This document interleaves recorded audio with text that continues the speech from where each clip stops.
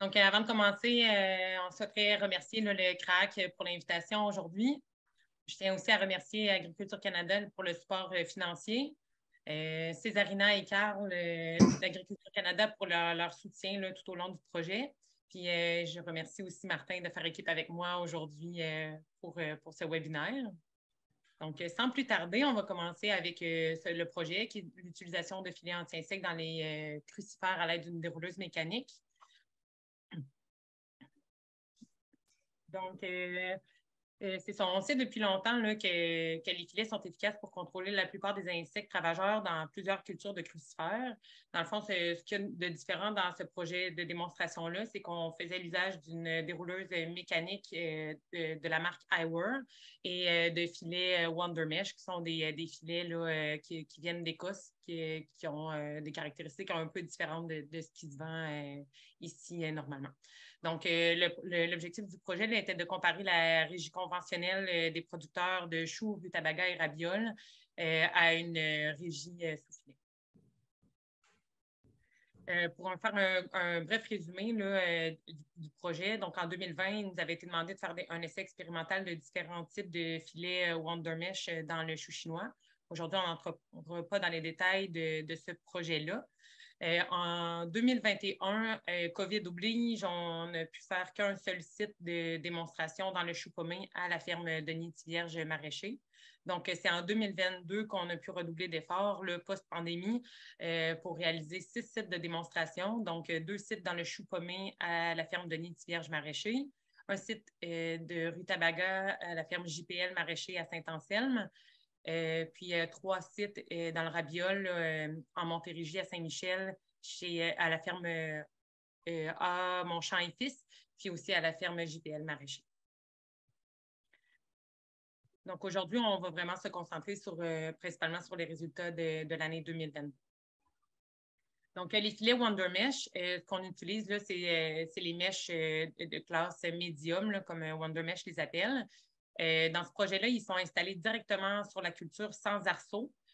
Ce sont des filets qui sont durables, qui sont faits de polyéthylène avec des mailles soudées. Donc, on suppose que la durée de vie est entre 7 et 10 ans, mais on sait qu'Agriculture Canada à Terre-Neuve, là, pour le même type de filet, bien, pour les filets Wonder Mesh, en fait, ils utilisent les mêmes filets depuis plus de 10 ans. Dans les crucifères, pour contrôler les ravageurs, on utilise des mailles de 0,8 mm.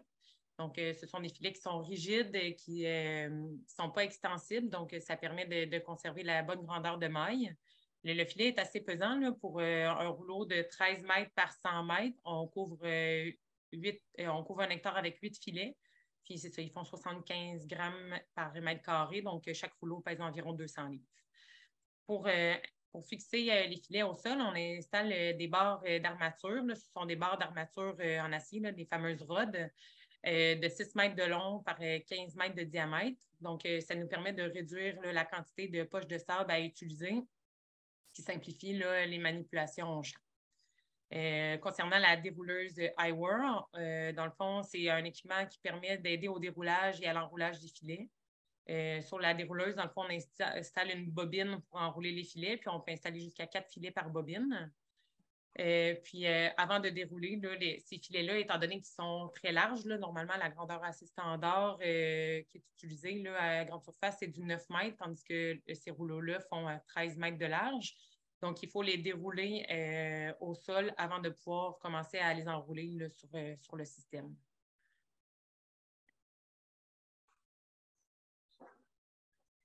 Donc, en 2022, pour la prise de données, ce qu'on a fait, c'est on a pris les données de dépistage en saison, donc en régie conventionnelle, puis des observations ponctuelles sous filet.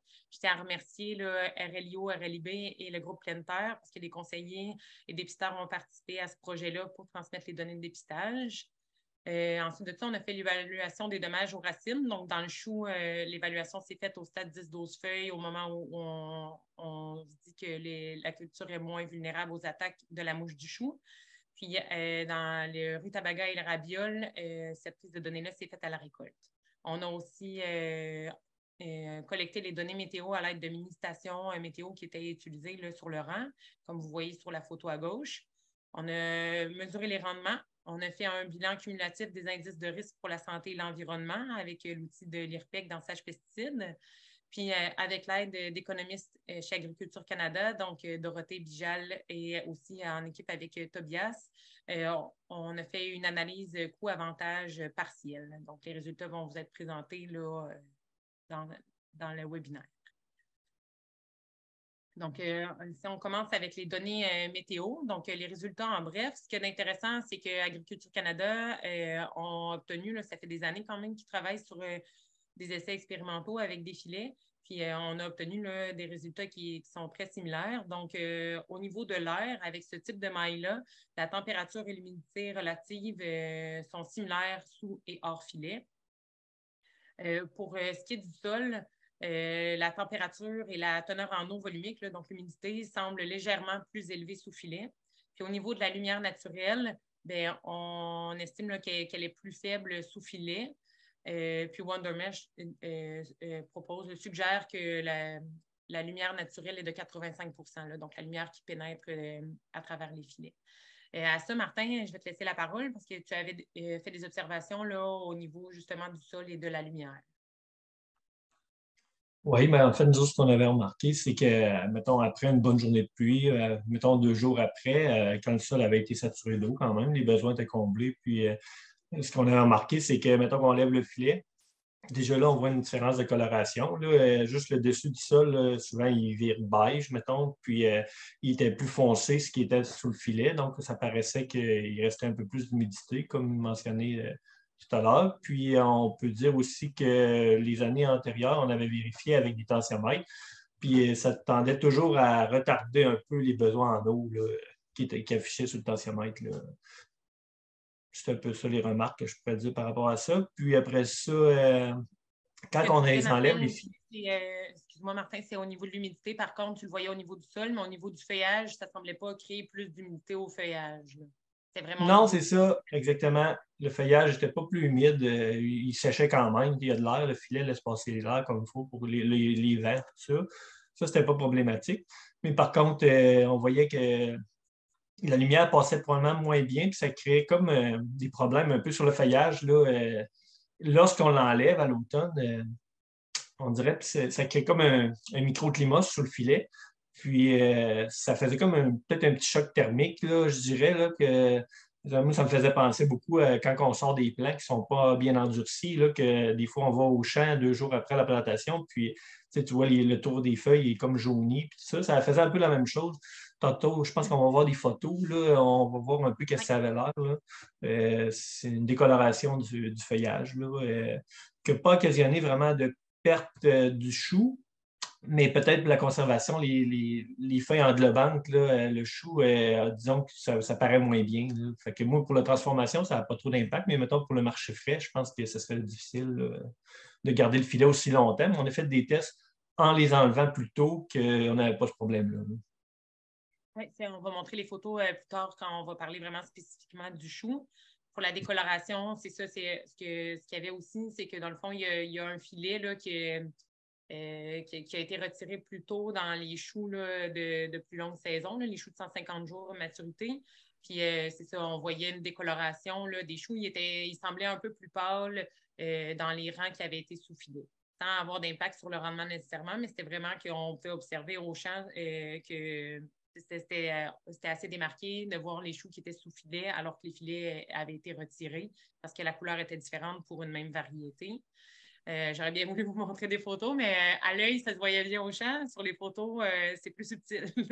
Donc, on ne le verra pas aujourd'hui, malheureusement.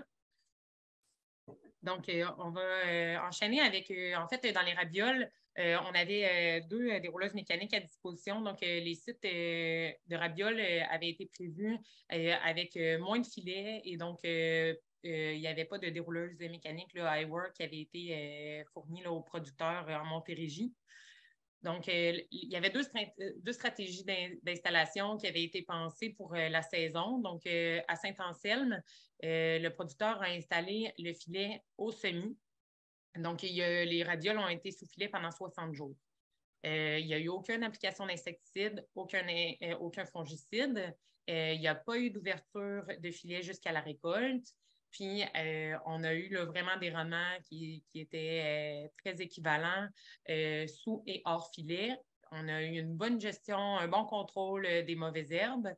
Puis, on a seulement eu quelques pucerons là, avant la récolte. Par contre, c'est sûr que ce serait important de revoir au niveau de la fertilisation et du désherbage, évidemment, parce que cette saison-ci, ben, disons que les conditions étaient bonnes pour assurer un bon contrôle avec les herbicides. Par contre, là, si on arrivait dans un autre contexte, peut-être qu'on aurait besoin d'ouvrir les filets pour effectuer du désherbage. Puis, il n'y a pas eu non plus là, de fractionnement d'engrais dans ce cas-là. Donc, avec des conditions un peu plus sèches au printemps, ça pourrait poser problème. Ou pour des semis plus tardifs également. Mais pour cette année, on a eu vraiment des résultats très, très, très satisfaisants là, en installant les filets du semis jusqu'à la récolte dans les ravioles.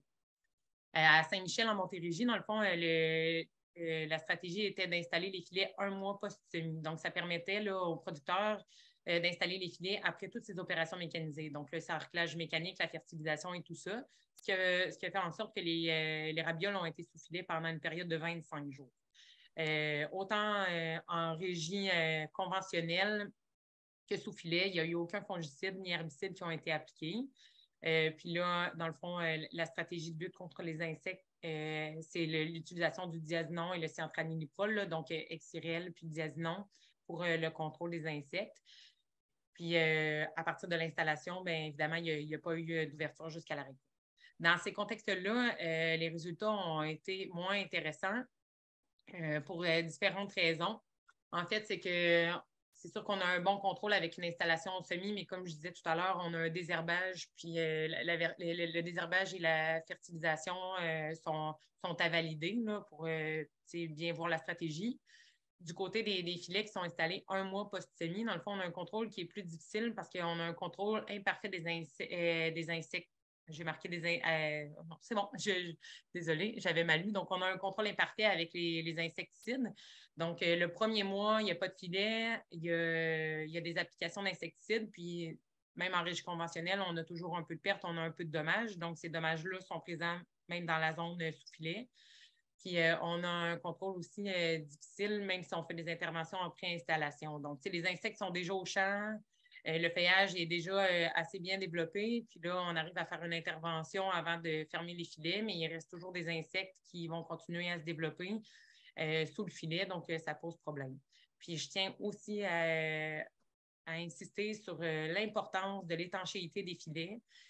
Comme vous voyez là, sur les photos, on voit des dommages de mouches du chou et d'altise, de larves d'altise sur les ravioles. Il y a eu des infestations de pucerons. Mais les filets, surtout quand ils sont installés sur des planches, puis ça fait des espèces de buttes, on ne peut pas simplement installer une barre ou des poches de sable. S'il reste un jeu entre le filet et le sol, ça laisse vraiment des portes d'entrée pour les insectes. Puis, en fait, tous les trous qu'ils vont pouvoir trouver, là, ils vont pouvoir en profiter pour aller s'installer sous filet, à l'abri des prédateurs, à l'abri du vent, avec beaucoup de nourriture là, pour se développer, se reproduire et se multiplier. Donc, c'est vraiment très, très, très important si on veut assurer un bon contrôle sous filet, de s'assurer qu'il est étanche sur les 4 côtés. Donc, sur les bilans d'indices de risque pour la santé et l'environnement, c'est sûr qu'on a peu de gains à avoir si on installe les filets un mois post-semis, puisque la majorité des interventions sont faites dans le premier mois. Donc, on aurait assurément de plus grands gains là, si, dans le cas où le filet est installé au semis. Donc, on en serait rendu là, à vous présenter les sites pour lesquels on a utilisé le système iWorld. Donc, on a une petite vidéo pour vous là, qui a été filmée par drone par le fils de Martin. Puis, je vais laisser la parole à Martin pour expliquer là, justement là, la façon qu'il s'y prend pour faire l'installation des filets. Donc, je pense que Martin, tu peux y aller. Oui. Donc, je te dirais que moi, j'ai comme deux méthodes là, de planification. Ça dépend s'ils ventent ou pas. S'il y a des vents, je dirais moins de 15 km/h, c'est ce qu'on fait. On commence par dérouler le filet, comme on le voit sur la vidéo. Par contre, on va voir bientôt que c'est ça, la machine permet de le dérouler comme ça, mais normalement, le vrai fonctionnement, ce serait de tourner on voit comme un coude, là, de tuyau d'à peu près 12 pouces, puis il se tourne vers l'arrière, il devrait passer dans le coude. ça l'empêcherait de se mêler comme il fait là. Mais moi, c'est parce que j'ai fait des erreurs un peu. L'année d'avant, j'avais tout roulé mes filets, mais j'en ai plusieurs longueurs parce qu'il y en a qu'on a coupé, des choses comme ça. Puis là, dans la même journée, il fallait que j'en déroule dans un champ de fouet pour aller chercher lui d'en dessous. Fait que là, c'est pour ça que je ne changeais pas mon coude à toutes les fois, là, mais normalement, ça devrait passer dans le coude. Là, ça irait mieux. Là, ça empêcherait de mêler comme à la fin. Là. Mais normalement, on déroule notre filet comme ça. On planifie. Moi c'est des planches, c'est 12 rangs que je fais avec un filet. Moi, je suis au 32 pouces, là. Mais le filet permettrait peut-être d'aller chercher 13 rangs au début comme ça, mais faut pas. C'est une erreur que j'avais faite la première année. Il faut penser que ça va, avec la végétation, ça va lever, ça va prendre de l'expansion. Donc, il faut garder un bon 16 pouces de lousse chaque côté là, des rods qu'on applique. Là, fait que c'est ça, quand il n'y a pas de vent, excusez-moi, on déroule les filets, puis après ça, on applique directement les rods dans les allées après 12 rangs à chaque côté. Là. Mais s'il y aurait du vent, normalement, ben, c'est qu'on applique nos rods dans l'allée chaque côté d'avance. Puis à mesure que je déroule, là, on rouvre, puis on met tout de suite la rod, parce que sinon, il va pogner dans le vent. Là, puis comme là, on le voit un peu. C'est comme ça, c'est probablement un peu à cause du vent aussi. Là. Il n'y avait pas un grand vent, mais ça peut être déplaisant quand ça se met à rouler un peu. Là. Fait que normalement, on fonctionne à 4 personnes. Là. Ça va très bien. Puis, ce que je peux ajouter, c'est que dans le fond, lorsqu'on met 2 filets côte à côte, moi, ce que je faisais, c'est que j'ajoutais un sac de sable par-dessus chaque rod parce que les deux filets, ils cherchent à glisser un sur l'autre, plus que s'ils étaient au sol. Lorsqu'il est au sol, moi, une rod, c'est assez. Mais quand il est chevauché, là, 2 filets, un par-dessus l'autre, ça nécessitait de mettre un sac de sable par-dessus chaque rod de 20 pieds. C'est plus facile comme ça les empêchait de glisser. Puis il ne faut pas que ça rouvre, comme Isabelle expliquait tout à l'heure. S'il y a un grand vent puis qu'il y a un coin qui rouvre, les insectes embarquent. Puis ensuite, c'est ça, c'est la problématique. Là. Ensuite, Il y a les barres d'armature aussi. Là. ben moi, En fait, tu avais accepté d'embarquer dans le projet justement parce qu'on réduisait la quantité de poches de sable parce que pour toi, c'était un gros c'est enjeu, ça. là, la gestion de ces poches-là. Oui. Parce que dans le fond, ce que je trouvais la première année, moi, j'avais utilisé des sacs de sable. Il fallait mettre ça aux 3-4 pieds. Puis même entre les 4 pieds, entre chacun des sacs, des fois, ça pouvait relever s'il n'était pas bien. Les insectes pouvaient rentrer. Je trouve que ça ferme la porte vraiment là, lorsqu'on met des rôles. Puis c'est quand même. Moi, lorsque j'ai affaire à les manipuler, on manipule 20 pieds de la fois plutôt qu'un sac à les 3-4 pieds. C'est beaucoup moins de manipulation pour nous quand on a affaire à lever les filets. Là. Moi, je trouve que c'est une bonne option pour ça, pour les deux raisons. Là. Ça simplifie les opérations. Là. Oui. Puis dans les bouts, souvent, on utilise quand même des sacs, comme a expliqué Isabelle tout à l'heure, les allées sont souvent plus basses que les rangs. Là. On essaie de mettre un sac par allée pour vraiment fermer les trous là, vis-à-vis les baisseurs. Là. C'est seulement dans les bouts de filet que j'utilise ça normalement. Donc, les poches de sable sont utilisées dans les bouts de filet entre chaque barre d'armature. Ouais, quand on fait une plus grande surface, c'est sûr qu'on voit l'installation d'un seul filet, mais quand on fait des grandes surfaces, ben, les filets vont se chevaucher. Donc, à ce moment-là, la pellicule plastique là, du filet, là, sa texture fait en sorte que ça va avoir tendance à glisser. Donc, c'est là qu'il faut mettre peut-être un petit peu plus de poids là, pour nous assurer que les filets ne vont pas glisser avec le vent. C'est ça. Ça fait le tour, c'est ça? Oui. Donc, on va continuer avec les résultats dans le chou pommé. Donc, on avait, comme je l'expliquais tantôt, on avait 2 sites cette année là, à l'île d'Orléans avec Martin. Donc, le premier, il y a eu un acre qui ont été recouverts de filets, puis c'était des choux là, qui avaient une maturité de 100 jours. Puis, pour le site 2, ben, on avait 1,5 acre de culture sous filet. Donc, pour des choux à maturité après 150 jours. Donc, ça, c'est les points un peu que Martin parlait. Là, ceux qui sont de plus longue durée là, au champ, bien, tu parlais justement là, de la problématique de garder les filets là, très tard en saison jusqu'au mois d'octobre. Ça, on va y revenir un peu plus tard. Donc, pour la gestion des filets, dans le fond, ils ont été installés à la plantation. Comme les filets avaient déjà été utilisés en 2021, bien, ils ont pu être déroulés là, cette année avec la dérouleuse. Donc, il y a eu 2 ouvertures manuelles en saison pour effectuer le désherbage et la fertilisation. Puis, il y a eu le retrait des filets, il manque un S. Donc, il y a le retrait des filets avec l'équipement eyewear aussi. Donc, les filets ont été retirés à la récolte au site 1. Puis, ils ont été retirés 2 semaines avant la récolte pour le site 2. Donc, pour le site 2, les choux sont restés à peu près 130 jours sous filet. Donc, je vous présente les résultats là, sommaires, dans le fond, des opérations. C'est le résumé des opérations qui ont été faites, puis le bilan là, des indices de risque. Donc, en comparant la régie conventionnelle avec la régie sous filet. Donc, pour les choux, le premier site de choux, la maturité après 100 jours. Donc, la fertilisation granulaire a été la même. C'est au niveau de la fertilisation foliaire qu'il y a eu seulement des applications en régie conventionnelle parce que c'est en combinaison là, avec des applications de pesticides là, que c'est fait. Donc, il n'y a pas eu d'ouverture de filet pour appliquer, là, par exemple, du boro du calcium. Au niveau du désherbage, tant au niveau des herbicides que le désherbage mécanique et manuel, ça a été les mêmes opérations. Pour le contrôle des insectes, donc on a eu un bon contrôle en régie conventionnelle des altises, des chenilles, des foliatrices et de la cécidomie du chou-fleur avec les interventions qui ont été faites.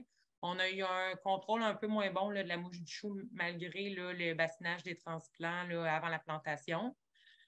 Dans la régie sous-filet, on a eu un bon contrôle des altises, de la mouche du chou, de la pierrite du chou et de la cécidomie, mais il faut savoir que la fausse teigne des crucifères peut poser problème avec ou sans arceau parce que l'insecte est capable de pondre ses œufs à travers les filets. Donc, ça n'a pas été un gros enjeu, mais c'est quand même quelque chose qui est à surveiller. Au niveau du contrôle des maladies, il y a eu des interventions qui ont été faites dans la régie conventionnelle. Il n'y en a eu aucune là, dans la régie sous-filet. Donc, au total, on a eu 8 applications de pesticides en régie conventionnelle contre seulement une, qui est un herbicide dans la régie sous-filet. Puis au niveau des rendements, là, ils ont été vraiment équivalents. Donc, en fait, on passe là, les choux à maturité après 150 jours. Donc, je disais, ils ont été sous filet pendant 130 jours. On a vraiment la stratégie a été sensiblement la même. La seule chose qui a été ajoutée, c'est une application d'insecticide parce que tous les plants de la serre ont été traités avec du succès là, en bassinage avant la transplantation. Donc, c'est la seule intervention de plus qu'il y a eu sous filet comparativement à l'autre champ. Donc, on a eu un bon contrôle de la mouche du chou, des altises, de la pierrite du chou, de la cécidomie et des trips. Là, on parle de choux qui restent au champ plus longtemps. Donc, on avait eu un bon contrôle sous filet. Encore là, la fausse teigne des crucifères était à surveiller.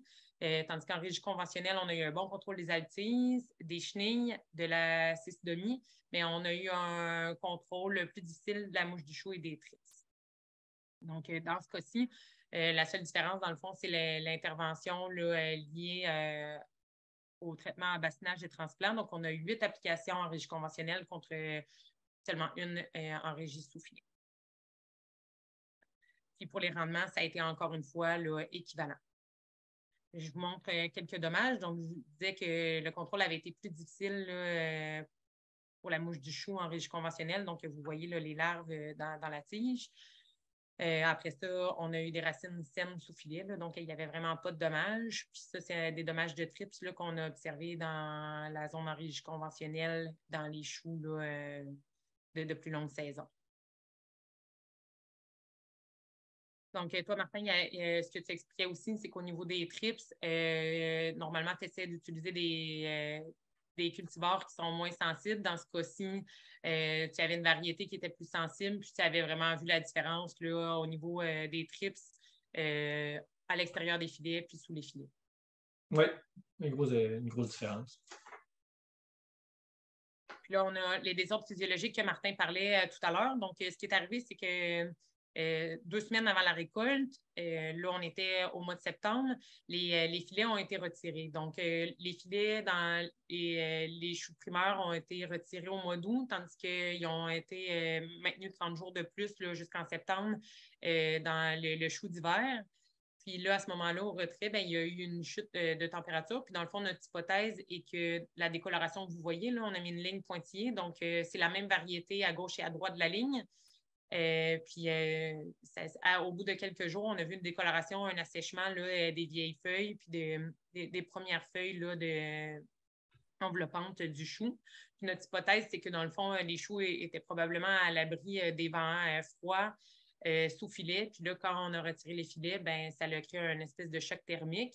Martin, c'est ça, tu faisais référence tantôt, là, si tu veux en reparler, là, que ça ressemble un peu aux symptômes d'acclimatation des transplants au printemps. Oui, ben, la journée qu'on a enlevé les filets, c'était pas drastique comme ça. On voyait juste comme on disait tantôt, une petite décoloration. C'était comme vert plus pâle un petit peu, mais pas, il n'y avait pas du jaune comme ça, là. Ça a pris peut-être 3 ou 4 jours, peut-être. Puis ça a comme développé beaucoup le jaune, là. Mais je veux quand même dire que la pomme n'était pas vraiment attaquée, là. Seulement, c'est surtout les feuilles de taupe, puis même peut-être quelques-uns avec les feuilles en rebante, là. Mais les choux étaient corrects quand même. Puis on ne parlait pas de maladie, là. C'était vraiment du feuillage, comme la partie Des du ordres feuillage. physiologiques, là, c'est Oui, ça, ouais. physiologique, exactement. Mm. Donc, ça a été une observation, mais c'est dans les 2 dernières années, 2021, dans les choux de primeur, on n'a Ouais, jamais vu ces symptômes-là. Là, c'est ça, exactement. L'imprimeur, ça ne se passe pas. C'est vraiment le temps qui fait les. D'après moi, quand on prolonge beaucoup, là, c'est là que d'après moi, plus on prolonge, plus le plant il a son filet longtemps, plus la réaction est augmentée, je pense, là. oui, parce qu'en plus la saison avance, plus les températures diminuent, fait que le choc Aussi, est plus important. exact. Puis C'est ça en ben, plein le été. contrôle des insectes rendu à ce stade-là de la culture est moins difficile. Il y a moins d'insectes. La pomme est fermée plus dure. Donc, c'est ça. La nécessité des filets est moindre là, à ce stade-là de la culture. Oui. Donc, on arriverait à tes impressions. Martin, donc, je vais te laisser la parole là, pour parler de tes impressions concernant la gestion antiparasitaire là, contre les insectes, les maladies, la régie de culture, donc fertilisation, désherbage, irrigation, la gestion des filets, puis les avantages là, par rapport à la régie conventionnelle. Je vais te laisser la parole. Oui. Et donc, si on commence avec les insectes, moi, ça a l'air à très bien fonctionner, là. C'est pas un problème de ce côté-là. Pour la plupart des insectes nuisibles dans le crucifère, je pense qu'on peut s'y fier pas mal. C'est côté maladie, c'est moi, comme je dis, là, à date, c'est pour ça que je remets en question un peu les fongicides que je mets dans mes autres, là, parce que j'ai pas vraiment plus de maladies sous les filets que j'ai pas appliqué de fongicide. Fait que là, on se demande toujours un peu. Dans un marché d'entreposage, c'est un point Ouais, important quand même. Là, ton application de exactement. fongicide vise à conserver tes choux en entrepôt. C'est ça, on vise à avoir une pomme saine rendue à l'automne là, pour pas que ça empire à l'entreposage, là. Donc, pour moi, c'est important, là. C'est sûr que la vente directe, c'est moins pire, là. Moi, pour la transformation, tu sais, je peux enlever une feuille de plus, mais lorsque on ne peut pas plemer un chou pour l'entreposage, là, enlever toutes les feuilles en rebante, là, parce qu'ils ne se conservera pas bien, là. Donc, côté maladie, c'est difficile à prouver, mais on n'a pas de problème en soi de maladie sous les filets. Moi, ma conclusion, ce serait ça. Ensuite, on peut y aller avec côté fertilisation. Nous autres, on utilise la même fertilisation. Sauf que c'est sûr que lorsqu'il faut faire des fractionnements, ben là, c'est là que ça devient plus complexe, là. Ça demande plus de temps. Il faut quand même enlever les filets. Surtout, c'est ça, je peux faire, ben, j'arrive bientôt, mais comme pour moi, que je fais toujours mon fractionnement en même temps qu'un désherbage mécanique. Puis lorsqu'on fait un désherbage mécanique, ça paraît bien simple de dire on va tasser les filets. Comme quand on fait un sortilège manuel, c'est quand même assez simple. On enlève les rods d'un côté, on lève notre filet comme une porte, on l'emmène de l'autre côté, on fait notre sortilège. Mais lorsqu'il faut vraiment passer, comme moi j'ai un sortilège 4 ans, mettons, pour appliquer aussi mon fractionnement, bien là, les allées où sont les rods, là, des fois, il faut tasser les rods de 3 rangs. Il faut vraiment de chaque côté. Il faut faire ça 2 fois par filet. C'est là que ça devient plus complexe, ça demande beaucoup de main-d'œuvre. C'est là, pour moi, c'est un gros enjeu, là. Côté irrigation, moi, c'est sûr que quand on parle des 100 jours, là, c'est toujours par goutte à goutte, là, ça fait que ça simplifie la chose, là. Je lève pour faire mon désherbage mécanique, j'applique mon goutte à goutte, puis ensuite, ça se fait sous les filets, là, à moins de quelques fuites qu'il faut aller régler en dessous des filets, mais c'est pas vraiment. Puis on disait tantôt que les besoins en eau, c'est très semblable quand même, là. La gestion ne change pas vraiment. Il n'y a pas assez de différence pour ça. Donc, ça ressemble beaucoup. Même si j'ai quand même essayé d'un chou d'hiver, c'est par l'aspersion. Ceux qui ont des questions, moi, ça fonctionne bien quand même, là. On fonctionne avec un système de reel, là, puis l'eau pénètre, puis ça fonctionne quand même. Là. Parce que tu irrigues par-dessus les filets. Par aspersion, c'est ça. Ça. Puis après ça, c'est ça. Est-ce que pour toi, c'est un enjeu, justement, comment tu trouves ça? Parce que dans le chou, c'est la seule culture pour laquelle il y a eu des retraits de filets en saison, là, des ouvertures pour les opérations et tout ça. Comme tu dis, ça nécessite quand même un peu plus de temps pour les déplacer, notamment pour le sarclage mécanique, parce que tu dois déplacer les rods pour être sûr de passer le sarcleur, là. Mais sinon, est-ce que pour toi, c'est très contraignant, là, ces opérations-là? Est-ce que c'est au niveau de la main-d'œuvre et tout ça? Oui. Mais moi, en fait, c'est sûr qu'il serait difficile à faire à très grande échelle pour moi. Là. Mettons, dire de faire mes 25 arbres de choux comme ça, ça me prendrait plus de main-d'œuvre. Fait que l'enjeu est là. Je pense qu'il y a 2 points importants là-dedans. C'est que, un, ça prend la rouleuse là, pour les installer, pour les enlever, puis ça prend la main-d'œuvre nécessaire pour vraiment, dans le fond, lorsqu'on les enlève, qu'on les remet, il faut calculer des personnes supplémentaires. C'est là que, tu sais, dans un monde d'aujourd'hui, que la main-d'œuvre n'est pas facile. Là, moi, c'est là mon enjeu avant de dire que je m'en vais investir puis dire on va faire ça dans la grandeur. Moi, je ne suis pas rendu là, mais l'enjeu, c'est vraiment ça, la main-d'œuvre surtout. Là. Puis, ce que tu me parlais, c'est dans le fond le plus gros avantage que tu voyais, c'était dans tes choux de primeur parce que la taille des choux était plus homogène quand tu cherches à avoir un calibre qui est plus uniforme, puis que ça te permettait aussi d'avoir une récolte en un seul passage plutôt que d'avoir à faire là, au moins 2 passages pour avoir une récolte là, qui est plus homogène. Exactement. Avant les filets, c'est souvent ce qu'on faisait. Là. Côté rendement, on disait que c'était semblable, mais moi, j'ai remarqué beaucoup l'uniformité de la pomme. Là. On dirait qu'il y a moins de différence entre les. Des fois, il y a tout le temps des choux qui ont la croissance a été plus lente, puis qu'il est plus petit, plus gros. Puis là j'arrive à une uniformité. Là, mes choux sont presque tous à la même grosseur sous les filets. Fait que moi, c'est une belle observation. Puis mes clients aiment ça aussi. Là, c'est plus uniforme. Puis ça me fait je dirais, une meilleure qualité finalement de mon produit.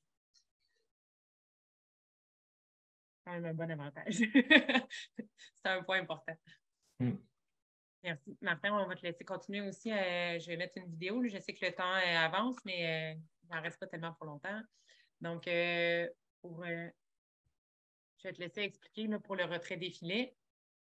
Que tu avais 2 techniques, là, soit quand les filets sont déployés ou déplacés dans un rang. Oui, ben c'est ça. Ben, nous autres, c'est parce que, mettons, comme dans le chou primaire, mettons, j'en récolte à toutes les semaines. Fait que souvent, ce qu'on fait, on ne pine pas nécessairement la rouleuse à toutes les semaines. Ce qu'on fait, c'est qu'on les employait avant la journée qu'on coupe, ou ce qu'on est rendu à couper, on prend le filet, puis on l'amène soit dans les rangs à côté qui sont récoltés, ou soit sur le bord, à bordure du champ. Puis ensuite, mettons, toutes les 2, 3 semaines, après ça, on peut sortir notre rouleuse. Puis après ça, on peut. Fait que dans le fond, le filet peut être roulé, même si on fait juste enlever les rods, là, puis même s'il n'est pas ramassé, c'est quasiment mieux. Il y a moins de chances qu'il y ait des twists dedans, mettons, là, lorsqu'on le récolte comme ça. Là. Mais sinon, les 2 manières se font, là, puis les 2 fonctionnent bien quand même. Là. On a vu, c'est ça, c'est quand même. Moi, je réussis à en mettre 4 quand même, mais il faut travailler comme qu'il soit bien ready toujours. Là, mais on réussit à en mettre 4 filets sur une bobine comme celle-là. Puis c'est ça, il y a l'avantage qu'on avait observé, là, ça ne paraît pas sur la vidéo, mais quand on a fait la récolte dans ce champ-là, puis que les filets ont été retirés, là, on est dans le Rutabaga, il y avait vraiment beaucoup d'humidité. On était à la fin septembre, puis on voyait vraiment là, que l'enroulage permettait de bien essorer les filets. Puis là, ça, c'est vraiment un gros avantage parce que ça permet d'améliorer les conditions d'entreposage des filets là, en retirant l'excès d'eau. Mais c'est quand même important de faire attention aux mottes de terre qui peuvent rester quand on les déplace en bordure parce que là, ça peut jamais dans le coude, comme on dit. Ça a fini par coincer là, dans le tube là, de l'enrouleuse.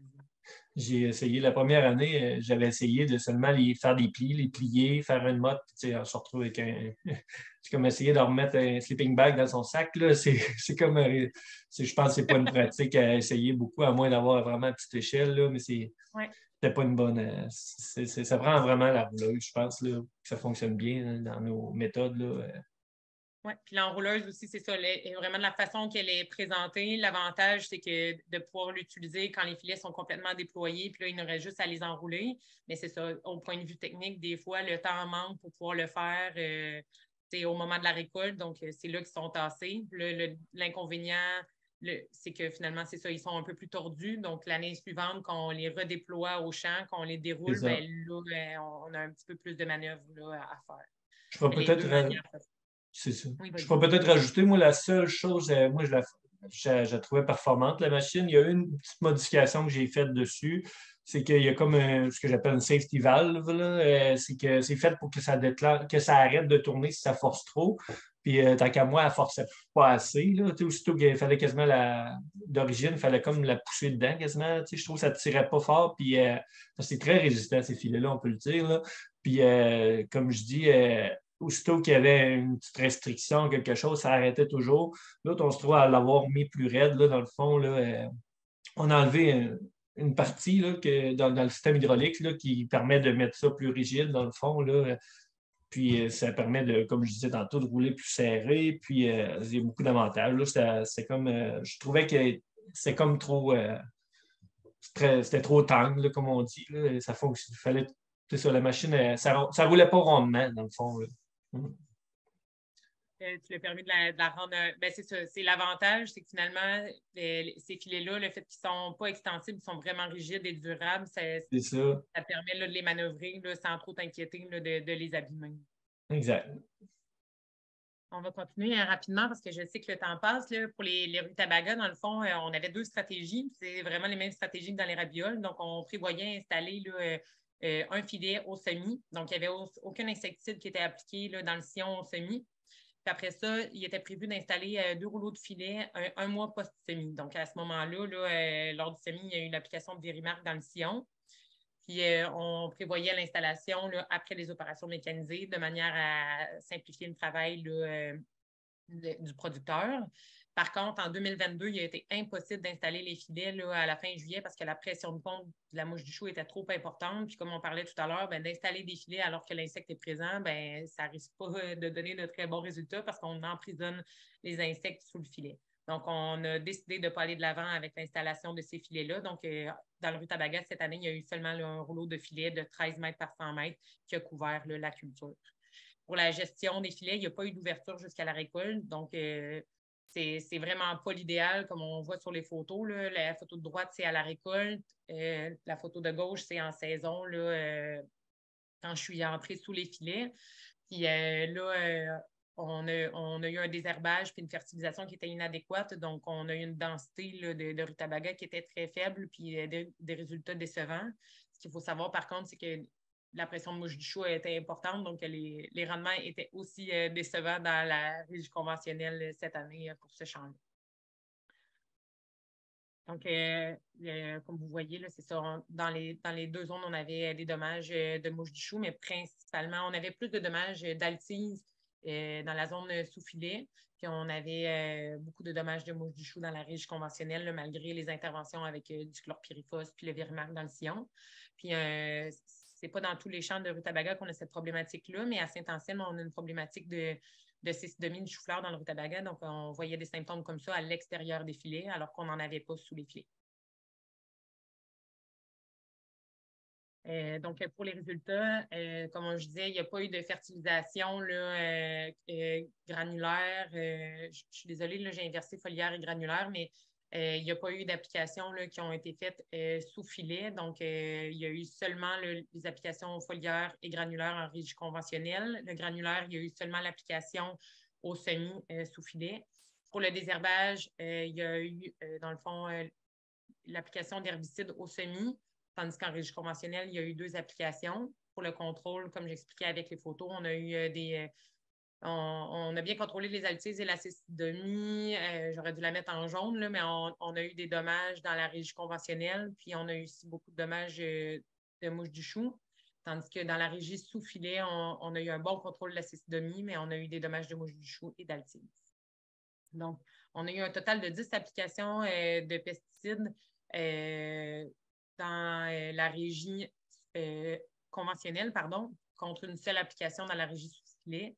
Et dans les deux cas, on a eu des dommages, puis on a eu des calibres là, qui étaient très peu intéressants. Donc, les rendements étaient relativement faibles dans ce champ-là de part et d'autre.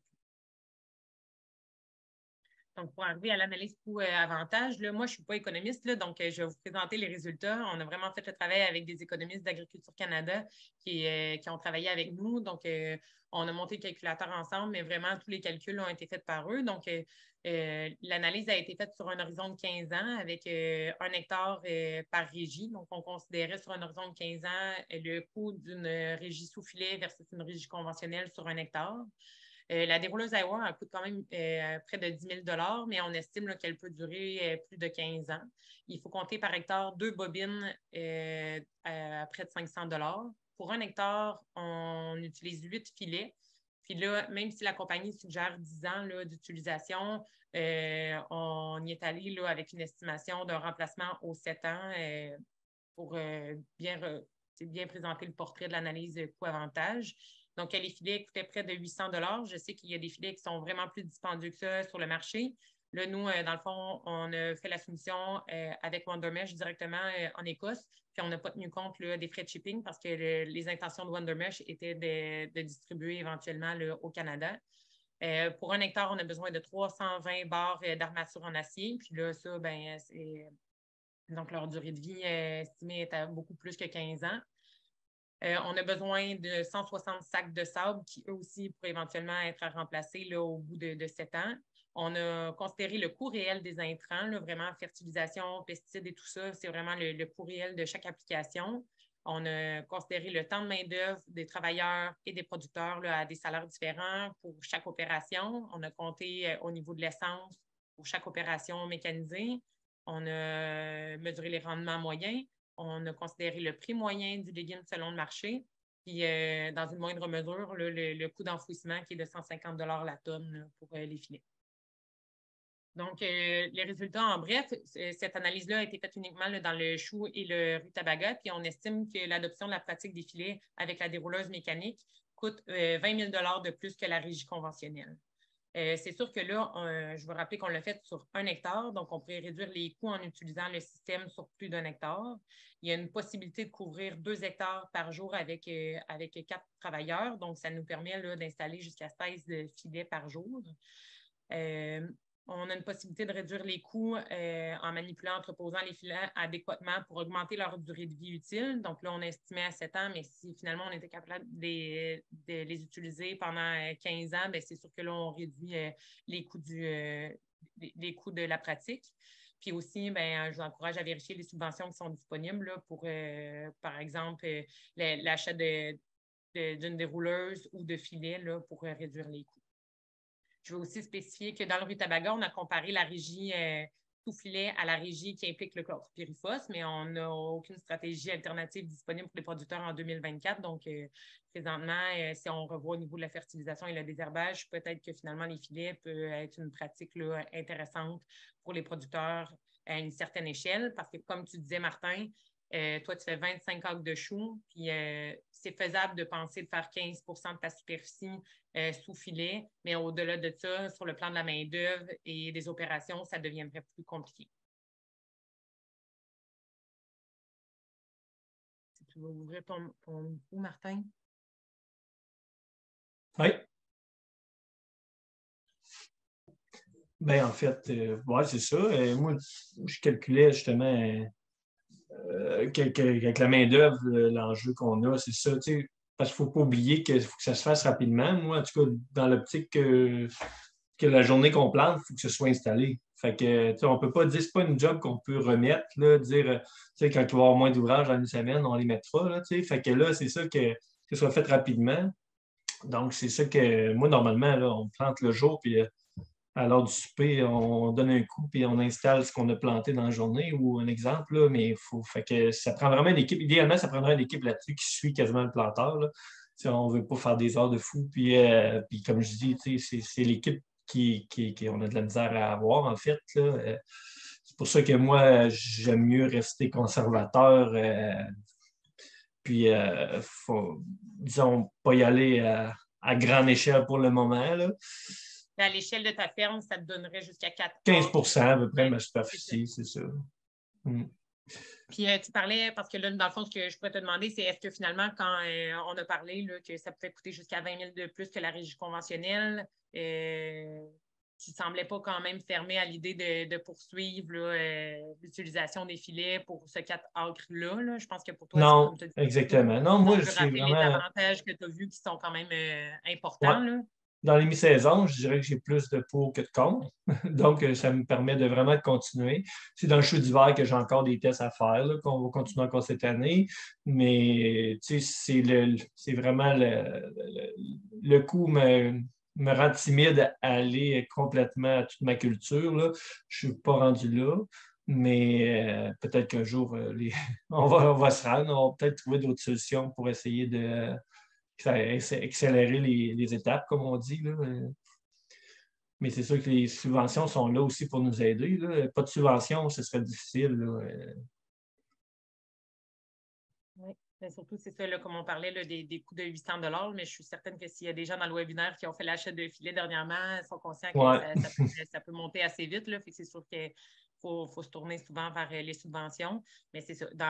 Je pense que l'avantage dans les légumes racines, c'est que l'installation peut se faire sur plus d'une journée parce qu'on a quand même une période là, avant qu'on ait une levée. Ouais. Là. Donc, le Ouais, semis, ça exact. nous donne un certain délai, ça nous donne une C'est marge ça. pour l'installation.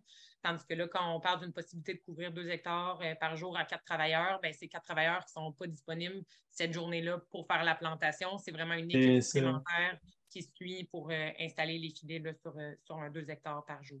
C'est ça. Est-ce qu'on aurait terminé avec un peu de retard, Martin? Je ne sais pas s'il y avait des points que tu voulais rajouter qu'on Bon, je pense qu'on a fait pas mal le tour. a fait le tour. Pour moi, ça me va. Donc, en terminant, mais je voudrais vraiment remercier là, les producteurs qui ont participé. Là, donc, la ferme JPL Maraîcher, la ferme Denis Tivierge Maraîcher, puis la ferme A Montchamp et Fils. Aussi, les conseillers de RLIO, RLIB, puis Pleine Terre qui ont participé, puis qui ont vraiment, qui ont vraiment embarqué dans le projet. Là. J'apprécie vraiment beaucoup là, toute l'aide qu'on a eue dans ce projet-là. Puis, on termine en vous remerciant d'avoir été présent. Puis, je pense qu'on peut passer à la période de questions.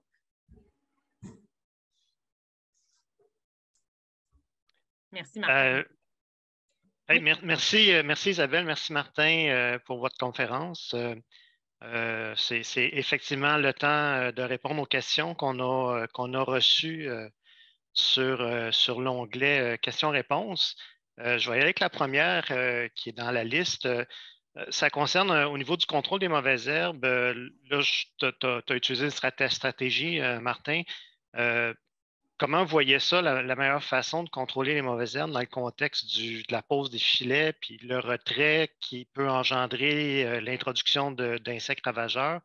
Fait que ce serait quoi la meilleure stratégie pour réussir à gérer ces mauvaises herbes-là avec les filets? Moi, j'optais quand même pour le retrait. Là. On n'avait pas j'ai fait des tentatives d'essayer le sarclage manuel, d'essayer d'embarquer en dessous des employés. Ça, je l'ai essayé.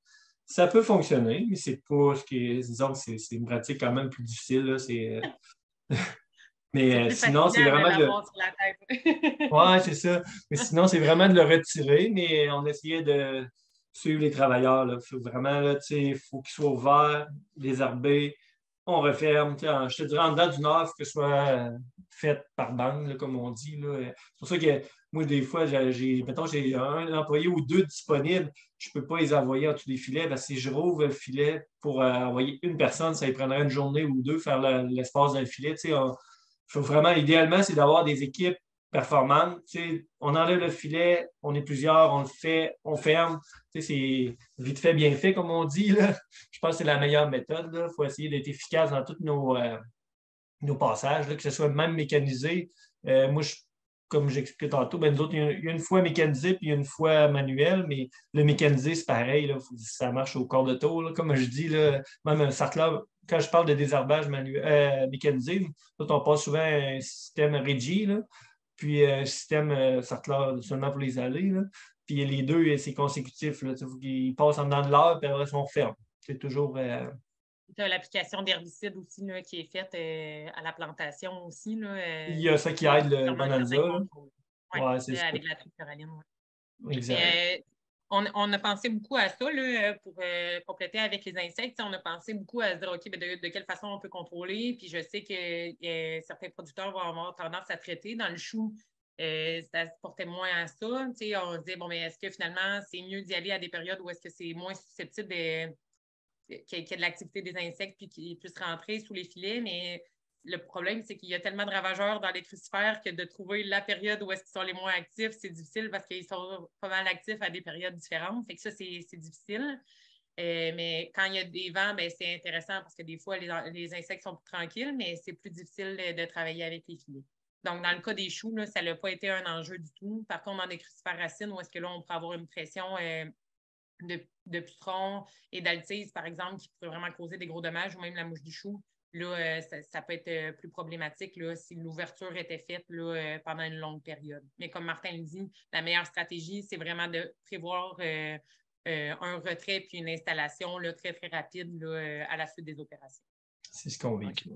Il y a une question qui a été posée dans ce sens-là au niveau justement, y a-t-il un moment qui serait stratégique pendant une journée pour faire ces opérations-là? Là, Isabelle, ce que tu dis, c'est qu'il y a beaucoup de facteurs qui font en sorte qu'il n'y a pas vraiment une période propice pour ça. On parle de combien de temps pour un filet de 100 mètres de long, le retirer, puis faire le désherbage, puis le replacer? Ben, comme j'expliquais tout à l'heure, moi, idéalement, c'est 1 heure et demie, j'essaie que ça soit fait. Là. Okay. C'est ce que je vise, là, mais je pense que c'est ce qui est possible. Ce serait difficile d'aller plus rapidement que ça. Là. Mais c'est vraiment, comme je disais tantôt, c'est de mettre toute son équipe idéalement, puis faire les étapes très rapidement. Puis je pense que c'est le meilleur. Dans le fond, il faut faire le meilleur qu'on peut. Là. Je pense que c'est juste qu'il faut essayer de planifier nos affaires pour, dans le fond, que ce soit vraiment efficace. Là. Il y a des cultures qui sont moins sensibles aussi. Là, avec le chou, je pense qu'il y a une meilleure tolérance, mais par exemple, dans le chou chinois, de faire une ouverture puis de laisser introduire des insectes, ça pourrait être problématique. Mais dans le fond, à ça, je voulais préciser qu'on prévoyait produire une fiche technique dans le cadre des activités du RAP Crucifère qui allait faire le tour, là, dans le fond, de ce qu'on devait considérer pour l'installation des filets dans les crucifères. C'est des points qu'on voulait aborder avec des espèces de tableaux là, pour présenter un peu les périodes d'activité selon chaque ferme, chaque situation, mais de voir quel enjeu on veut prioriser, puis c'est quoi la stratégie là, de gestion des filets. Donc, c'est quelque chose qui s'en vient là, au cours de l'année 2023. Parfait. Il y avait une question au niveau des maladies. Comment vous expliqueriez le fait qu'il n'y a pas eu de maladie sous filet? Ben, je pense qu'on l'a dit un peu au début, c'est que le feuillage, il sèche presque aussi rapidement, même s'il y a un filet, ce qui est dur à croire, là, mais fait que c'est souvent l'humidité dans le feuillage qui crée les maladies, en fait, là, fait que, qui propage. Fait que je pense que c'est une des raisons. Je ne sais pas, Isabelle, ça a d'autres choses. Nous, on mise vraiment sur des filets de mailles de 0,8 mm parce qu'on sait que ça contrôle vraiment la majorité des insectes là, dans les crucifères, mais que ça permet aussi une bonne ventilation sous filet. Si on arrive avec la petite maille en dessus là, qui maintient l'eau puis qui laisse entrer les insectes parce que les mailles s'étirent, c'est pas l'idéal. On n'a pas une ventilation adéquate. Nous, on n'a pas utilisé d'arceau. Volontairement pour simplifier les opérations. Puis on a vu qu'il y avait une belle ventilation quand même, puis que ça n'avait pas d'impact là, sur les conditions de l'air sous filet. Puis c'est ça, c'est que dans le fond, ce sont des filets qui sont très rigides. Puis comme Martin disait, il faut donner un peu de lousse en saison pour permettre à la culture de croître. Mais quand on passe en dessous, on voit quand même qu'il reste encore du jeu. Là. Ça permettait quand même de pouvoir faire une prise de données sous filet ou de faire du désherbage sans être complètement coincé sous le filet. Là. Donc, on voit qu'il y a de l'espace, qu'il y a de l'air. Donc, je pense que c'est ça. C'est juste que le milieu sous filet n'est pas nécessairement plus propice aux maladies dans un contexte comme celui-là où est-ce que le filet est installé sur de nombreux rangs et que ce n'est pas trop coincé. Là. Ça devient juste pas un milieu qui est plus propice qu'en régie conventionnelle. OK, On est, parfait. ceci étant dit, c'est sûr qu'on a des cas ici et là, on a un peu de taches alternariennes un peu partout, on a de la pourriture sclérotique, mais on en avait autant en régie conventionnelle qui utilisait des fongicides que sous filet. Puis je continuerai peut-être aussi que c'est sûr que des fois aussi, moi j'ai déjà vu de la naveson noire, exemple, que je pense que je le propageais en faisant mes traitements.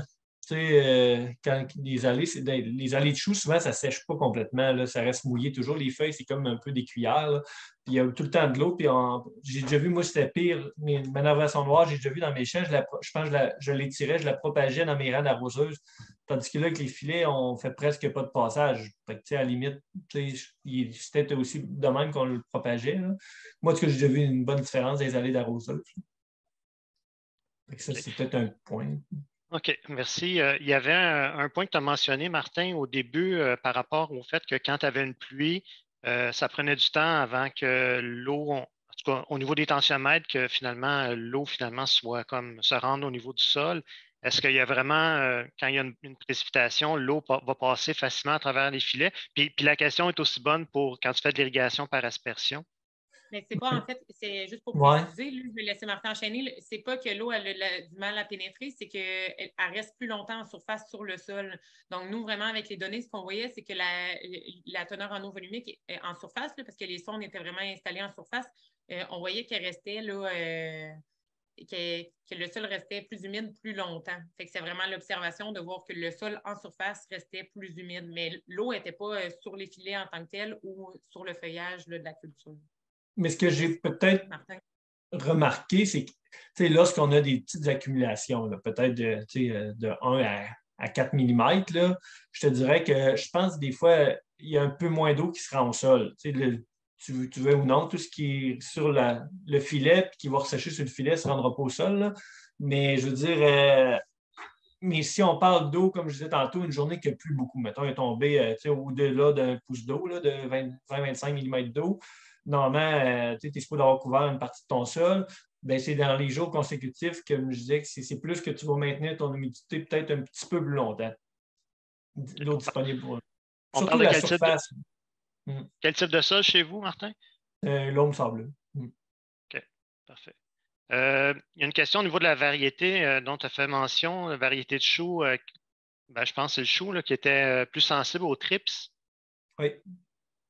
C'est la variété, c'est dans le Sherrington qu'on a eu les symptômes de désordre physiologique là, au retrait des filets. C'est aussi là qu'on a, si je ne me trompe pas, Martin, qu'on a eu les dommages de trips aussi. C'est ça. Puis il y a c'est parce que dans l'essai, il y avait des Ankoma d'un côté, puis il y avait les Sherrington de l'autre. Mais finalement, on a échantillonné les Ankoma, me semble. C'est ça? Oui. C'est ça. Mais les observations avaient été faites plus dans le Sherrington, mais c'est ça de l'autre côté, là. Mais c'est ça. Moi, c'est vraiment c'est le même qu'on contrôle les trips, les contrôle plus ou moins, mais on choisit des variétés que la manière que les feuilles sont placées sur le chou, elles sont plus collées, puis les trips, ils ont moins la chance d'entrer dedans, puis on a moins de dommages comme ça. On essaie de les contrôler en choisissant nos insecticides en conventionnel, comme on dit. Mais on a remarqué vraiment que les filets, il y en avait moins de trips en dessous, là.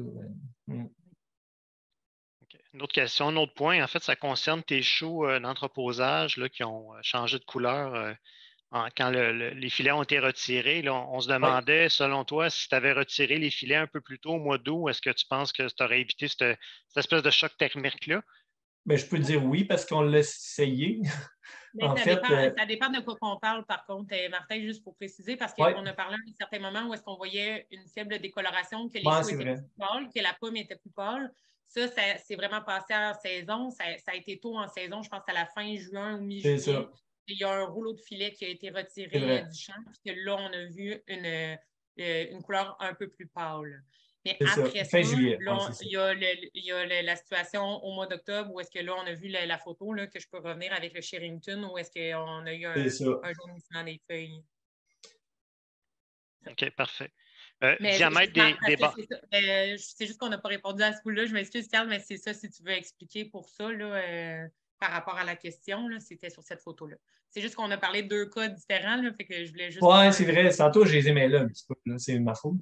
Mais c'est vraiment la décoloration, c'est mettons en août, mettons juillet, août, on enlève un filet, on voit un écart de teinte de vert, si on veut, là. Mais c'est vraiment, parce que moi, j'en ai enlevé à 3 étapes, là. J'en ai enlevé au début septembre, je pense, j'en ai enlevé un autre, puis l'autre, il était en fin septembre. Puis c'est ça, quand je l'ai enlevé à début septembre, on n'a pas eu cette réaction-là, là. Fait que c'est ça, c'est pour ça qu'on a fait un lien vraiment avec la fraîche, là, probablement, là, rendu Quand à on cette date-là. regardait les données météo, on voyait que c'est ça, on mettait la ligne à partir du moment où est-ce que les filets avaient été retirés, puis on voyait une chute quand même abrupte. Fait que là, pas assez, c'était pas des points de congélation, mais on pouvait se douter qu'à l'île d'Orléans, avec les vents qu'ils ont, bien, les vents étaient plus froids, puis là, ça pouvait occasionner un stress. C'est vraiment une hypothèse là, qu'on a soulevée. OK. En même temps, on parle de décoloration. En même temps, dès qu'on parle de légumes de crucifères racines, ça ne s'applique pas. Donc, C'est pour ça ça. que Dans les crucifères racines, il y avait la préoccupation des producteurs quand même que le collet mauve n'ait pas la même teinte. Ça, on ne l'a pas Ouais, c'est vrai. remarqué, par contre. OK. parfait. Une question au niveau de le diamètre des barres d'armature.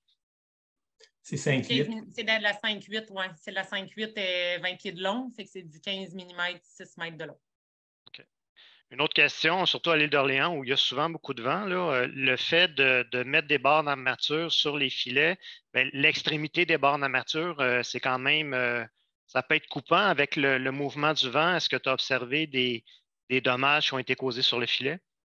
Je te dirais que je te dis pas qu'il n'y a pas des petites graphines sur le filet, là, mais moi, j'ai des filets, j'en avais aussi. J'en ai que ça fait 3 ans, certains que j'utilise. Puis tu sais, ça ne les brise pas.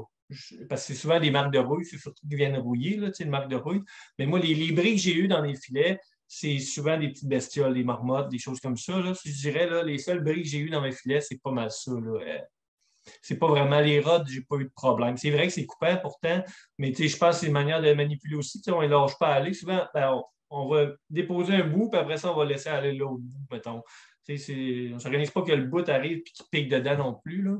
Mais dans la manière de manipuler, moi, je n'ai pas vu de filet brisé vraiment à cause des rods.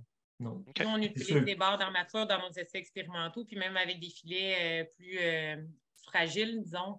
On préférait vraiment les barres d'armature aux poches de sable parce que les poches, ils sont tissés puis coupés assez droits. Là. Donc, au niveau des angles, ça causait des dommages aussi. Donc, de notre côté, on n'a pas. On trouvait qu'il y avait l'avantage de moins de risque de brisure là, finalement parce que les extrémités sont au 20 pieds. Mais c'est sûr, dans un monde idéal, ce serait peut-être des arrondir un petit peu. Là, je ne dis pas que ça ne pourrait pas. On parle à long terme, c'est sûr que ça pourrait améliorer, là, je pense. Puis même pour pas que les gens se blessent, là, des fois. Là. Mais nous autres, souvent, la manière de fonctionner, on les prend vers le milieu, là, une personne seule, là, puis tu arrives, tu déposes un côté, tu abaisses à tes genoux, puis tu la laisses aller. Là, puis on n'a jamais brisé de filet avec ça, là, dans cette méthode-là. OK. Parfait, merci. Il y avait une autre question dans la vidéo où on voit le filet qui est enroulé en fin de saison. Là, on voyait qu'il y avait beaucoup de terre là, qui restait collé sur le filet. Puis c'est peut-être pas chez toi, Martin, là, qui est un sol plus léger. Là, ça avait l'air d'être assez intensif. Donc, est-ce que ça peut être une préoccupation d'avoir cette terre-là qui reste quand même collée sur le filet pour l'utilisation ultérieure puis d'un point de vue biosécurité? Je pense que si je peux répondre à cette question-là, c'est l'avantage à ce moment-là, dans ce champ-là. Les filets, quand on est arrivé, ils avaient déjà été tassés. Donc, c'est sûr que quand la machinerie est arrivée, le filet était déjà tassé, mais je pense qu'on encouragerait à ce moment-là que l'enrouleuse enroule quand le filet est déployé. Donc, le filet est encore, il couvre les rangs, puis là, on vient l'enrouler. Fait comme ça permet quand même là, un déplacement des filets qui permet d'enlever de la terre. Mais c'est sûr qu'on n'enlèvera pas tout. Mais en les déplaçant comme ça, ben là, c'est sûr que ça faisait comme un gros amas de filets dans un rang.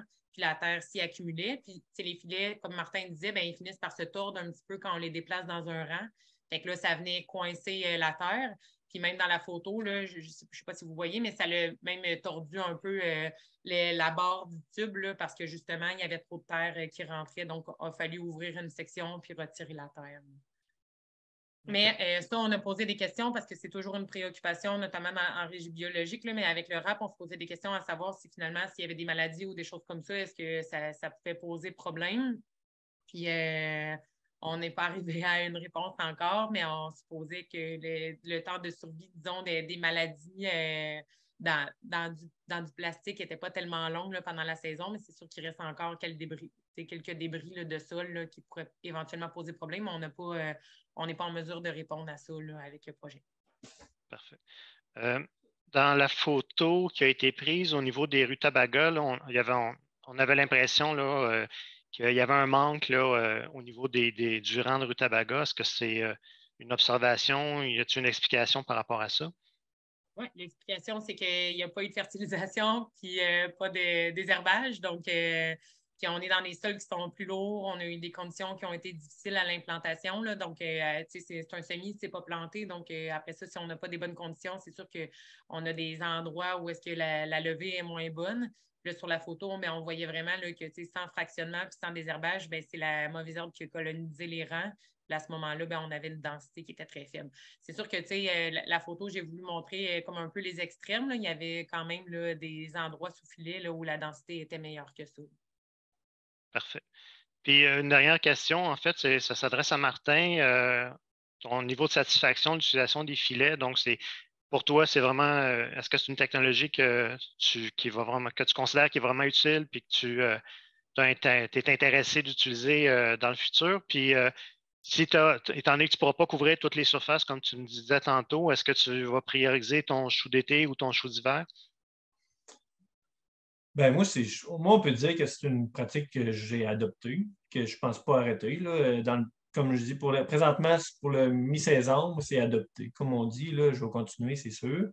Dans le chou d'hiver, j'ai comme trop d'enjeux de main-d'œuvre. Mais je continue quand même. Encore cette année, on va faire quand même quelques tests. Notre questionnement, c'est un peu aussi les fongicides. Là. Puis, on a essayé de régler la problématique qu'on a eue justement avec le feuillage. Là. Fait qu'on est retirant plus tôt. Puis même si on a fait des tests cette année, en retirant plus tôt, là, mais c'est quand la meilleure date? Là? Puis ça va-tu être vraiment une date ou ça va être ça va être un système comme de dépistage, voir quand est-ce qu'il commence à avoir moins d'insectes? Je ne sais pas. C'est ça, il faut établir. Là. Il n'y a rien d'établi, je crois, là, dans notre région, mettons. Dans ton primeur, tu le sais que les choux sont capables de bien tolérer le 100 jours, puis que tu vas C'est retirer les filets à la récolte. Fait que il n'y a pas de risque de choc thermique comme on a pu voir là. Tandis que dans les choux de 150 jours, là, il faut les retirer avant. Puis là, c'est ça, on serait à l'étape de déterminer c'est quel paramètre qu'il faut considérer pour avoir le meilleur moment. Là. Donc, est-ce que c'est des conditions météo? Est-ce que c'est les données de dépistage et tout ça qui permettent de déterminer quel est le meilleur moment pour retirer les filets, pour ne pas les garder jusqu'à la récolte? C'est vraiment ça qui va être... Puis c'est sûr que, un peu comme tantôt, Isabelle l'expliquait, je pense que c'était dans la rabiole aussi, plus il est longtemps quand même, mieux un avantage pour nous, moins de passage, moins de pesticides, puis c'est bon pour l'environnement, c'est l'IRS, l'IRE. Fait que c'est pour ça qu'au départ, on essayait la totale, mais là, on voit quand même que c'est peut-être une problématique, fait qu'il faut rapetisser notre temps un peu, puis c'est là qu'on faut essayer de voir la rentabilité de tout ça là-dedans. Là. Vraiment, l'enjeu pour les choux de 150 jours, c'est ceux qui sont de longue durée, c'est que quand on arrive au mois de septembre puis octobre, on a vraiment plus de rosée, des températures plus fraîches, c'est qu'on est quand même plus propice aux maladies qui pourraient se développer puis poser problème à l'entreposage. Fait que c'est vraiment ce point-là. C'est la raison pour laquelle on ne pourrait pas garder les filets jusqu'à la récolte. Fait qu'on on a essayé de les retirer 2 semaines avant, mais peut-être que ça aurait dû être devancé encore plus. Ben, c'est vraiment ça. Je pense que c'est vraiment comme un berceau. Là. Au début, notre enjeu, c'est vraiment les insectes. Là, ça devient vraiment les fongicides, la maladie, en fait. C'est là qu'il faut savoir c'est où qu'on met notre ligne un peu. Là.